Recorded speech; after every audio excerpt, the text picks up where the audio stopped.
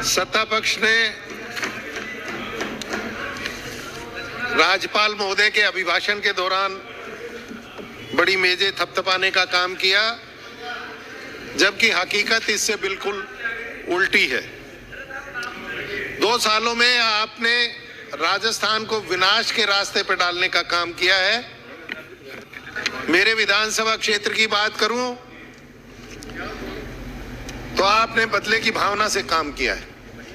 आपने सीकर संभाग व नीमका थाना जिले को खत्म करके इस क्षेत्र के विकास को खत्म करने का काम किया है। आपने चुन चुन कर कर्मचारियों के बदले किए हैं, तबादले किए हैं। आपने 2 साल में एक भी मेरे विधानसभा क्षेत्र में विकास का काम नहीं किया। उल्टे आपने पिछली साल सरकार के जो किए गए काम थे उनको रोकने का काम किया है। मैं इस सदन में कुछ उनमें से काम सदन के सामने रखता हूं। आपने सबसे पहले जिला हटाया। आपने कुंभाराम लिफ्ट योजना, जिसकी सभी कार्रवाई पूरी हो चुकी थी, उसके टेंडर न करके उसको रोकने का काम किया है। आपने एमसीएच अस्पताल जो बनकर तैयार है उसे चालू नहीं किया है, ना ही उसकी मशीनें खरीदी हैं, ना ही उसमें स्टाफ की नियुक्ति की। अब आए इसी प्रकार चला में सीएचसी अस्पताल बनकर तैयार है, आपने ना उसमें मशीनें खरीदी हैं, ना इसमें स्टाफ लगाया है और ना आपने उसको चालू किया। इसी प्रकार बिहार में पीएचसी की बिल्डिंग बिल्कुल बनकर तैयार है, आप उसे भी चालू नहीं कर रहे, ना पे वहां पे आप कोई मशीनों की खरीदारी कर रहे।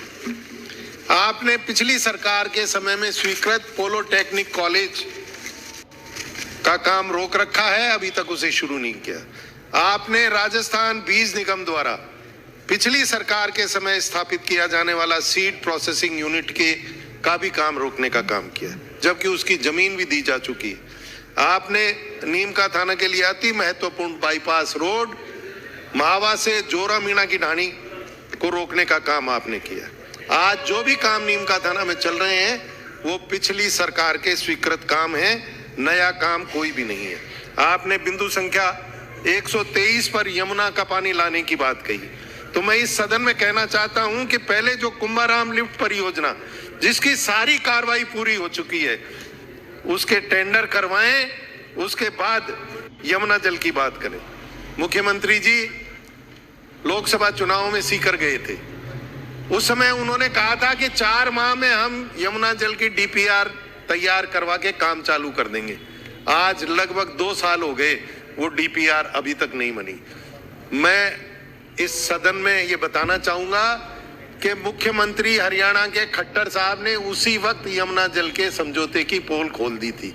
इसलिए ये झुंझुना किसी और को पकड़ाओ, जनता को मत भरमाओ, और जो शेखावाटी की महत्वपूर्ण योजना कुंभाराम लिफ्ट परियोजना है उसका काम धरातल पर लाओ, उसका टेंडर जारी करो। यहाँ पे आपके जलदाय मंत्री जी ने पिछले बजट के समय झूठा इस बयान इस सदन में दिया था कि हमने टेंडर कर दिए हैं, जबकि वो टेंडर आज तक नहीं हुए हैं और उनका मिथ्या बयान इस विधानसभा की कार्रवाई में दर्ज है। किसानों के लिए सरकार द्वारा किए गए कई काम गिनवाए, असलियत में किसानों की आपने जो दुर्गति की है उतनी किसी और की नहीं की है। बिंदु संख्या 64 में आप कहते हैं कि हम दिन में बिजली दे रहे हैं। पपाई में 2 महीने से ट्रांसफार्मर जला पड़ा है जहां से हमें बिजली आती है।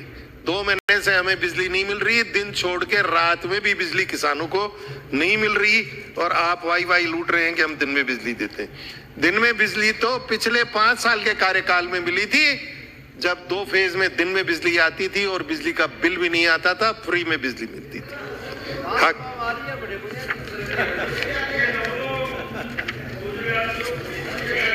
आज जंगली सांडों की वजह से और जंगली सूरों की वजह से किसान बहुत दुखी है, कोई सुनवाई करने वाला नहीं है। हमारे यहाँ इतने जंगली सुअर और जंगली सांड किसानों को परेशान कर रहे हैं। आपने बिंदु संख्या 47 में किसानों को खाद देने की बात कही। हमारे यहाँ किसानों को समय पे डीएपी और यूरिया बिल्कुल नहीं मिला।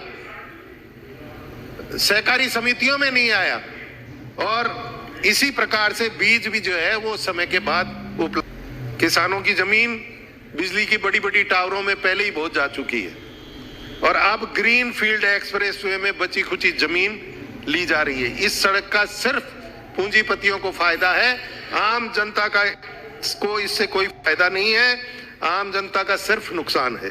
लोगों के मकान टूटेंगे, जमीन के टुकड़े हो जाएंगे और आने जाने में भारी समस्या होगी। आपने बिंदु संख्या 140 पर आरयूबी बनाने की बात कही, जबकि नीमका थाना की सबसे बड़ी समस्या 76 नंबर फाटक पर अंडरपास बनाने की है, जो यूं की यूं खड़ी है। आपने उसे रोक रखा है। पिछली सरकार के समय यह भी स्वीकृत हो गई थी। आपने बिंदु संख्या 25 में स्वामी विवेकानंद स्कॉलरशिप का जिक्र किया। मैं इस सदन में बताना चाहूंगा कि आपकी सरकार ने विदेशी यूनिवर्सिटी जिनकी पात्रता थी बच्चों की, जिनमें पढ़ सकते थे, उनकी संख्या में भारी कटौती करके आपने युवाओं के साथ एक बहुत बड़ा उन पे कुठाराघात किया। आपने कानून व्यवस्था मजबूत होने की बात कही। हकीकत में कानून व्यवस्था ध्वस्त हो चुकी है। मेरे विधानसभा क्षेत्र में आए दिन धमकियां दी जा रही हैं, खुलेआम धमकियां दी जा रही हैं लोगों को कि 5 करोड़ रुपए दो वरना आपको, आपके परिवार को खत्म कर देंगे। अपराधियों के हौसले बुलंद हैं। रॉयल्टी का ठेकेदार खुलेआम बाहुबलियों के जरिए 1.5 रॉयल्टी वसूल कर रहा है। पुलिस और प्रशासन चुप रहकर उनकी मनमानी में साथ दे रहे हैं। कोई सुनने वाला नहीं है। जल जीवन मिशन में आप कहते हो कि इतना काम पूरा कर दिया। मेरे विधानसभा क्षेत्र की हालत यह है कि 20% काम भी जल जीवन मिशन में पूरा नहीं हुआ है। धन्यवाद।